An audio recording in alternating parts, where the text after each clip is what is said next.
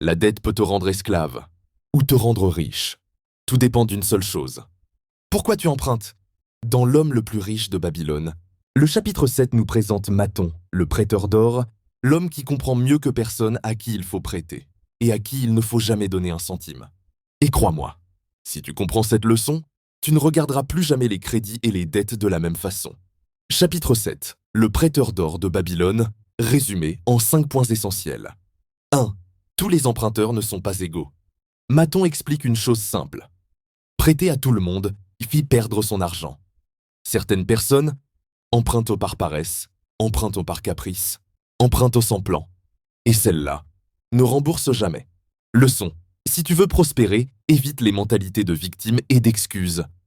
2. Une dette doit créer de la richesse, pas financer des plaisirs. Mathon fait une distinction clé.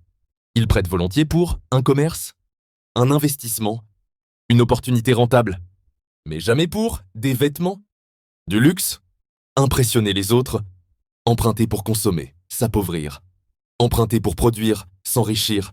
C'est une règle d'or. 3. Le caractère vaut plus que les garanties. Avant de prêter, Mathon observe la discipline, la réputation, la responsabilité, l'historique de la personne. Pourquoi? Parce que un mauvais caractère perdra toujours l'argent, même avec une bonne idée. La richesse commence par l'intégrité personnelle. 4. Protège toujours ton capital. Mathon ne prête jamais naïvement. Il exige guarantees, preuves, sécurité. Pourquoi? Parce que perdre son capital, c'est perdre sa liberté.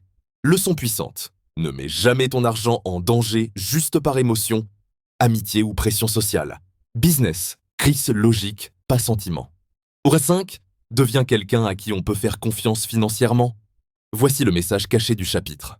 Si tu veux que les opportunités viennent à toi, deviens fiable. Quand tu es connu pour rembourser tes dettes, tenir ta parole, gérer sagement l'argent, les investisseurs, partenaires et banques te recherchent. La crédibilité financière attire la richesse. Conclusion inspirante. Ce chapitre nous enseigne une vérité adulte.